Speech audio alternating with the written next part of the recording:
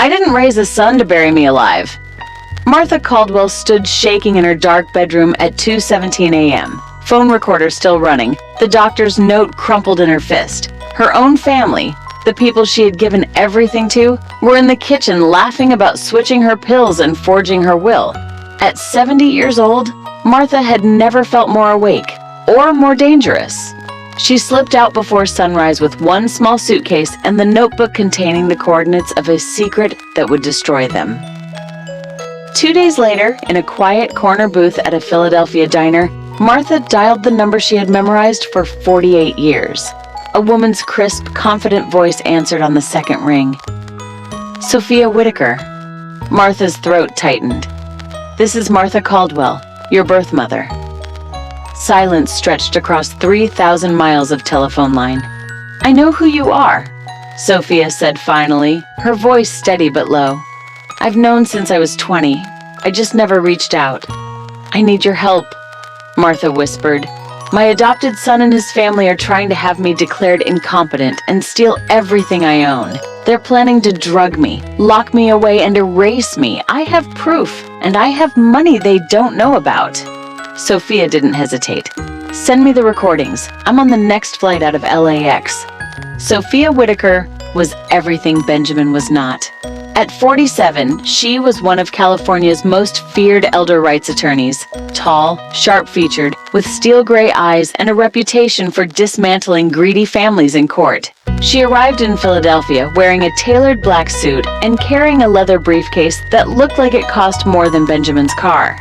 They met at a nondescript Airbnb Martha had paid for in cash. Sophia listened to the full kitchen recording without expression, then played it again when Benjamin's cold laugh filled the room. We make her really lose her mind. Switch her medications.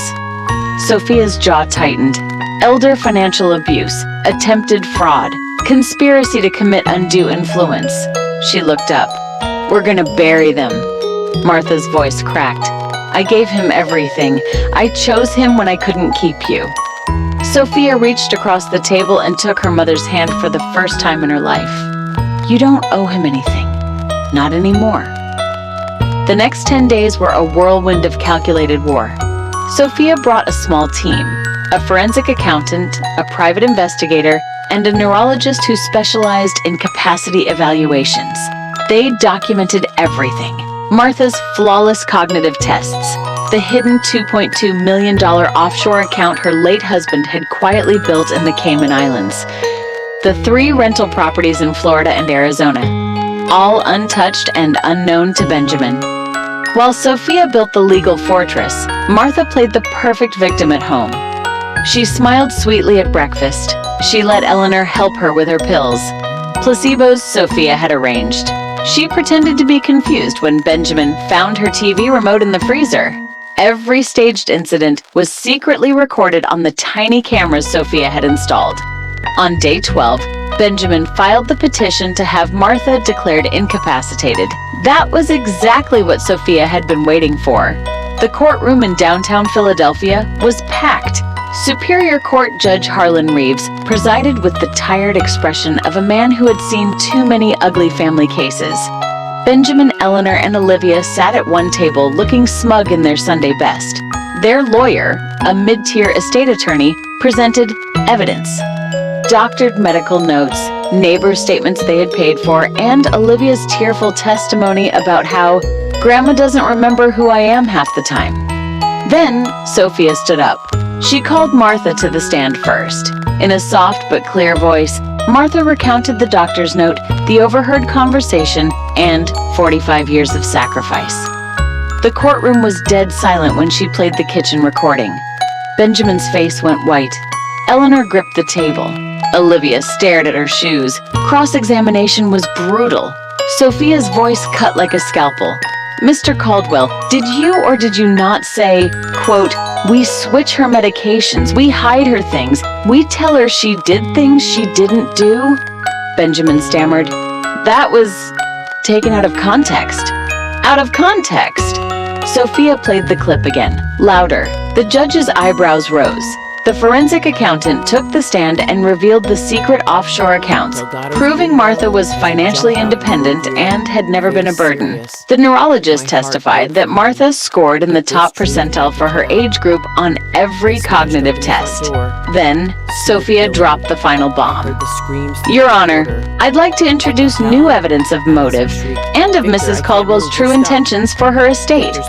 She submitted documents showing that Martha had quietly updated her will 2 weeks earlier, leaving the majority of her visible assets to charity and a substantial... Sudden silence. Then his broken voice. Dad? Allison? One of the younger firefighters let out a nervous laugh before Marco shouted, "Everybody out, secure the scene." But it was too late. The neighbors had already gathered. Phones were recording. Someone recognized Allison. That's Marco's wife, with his own father.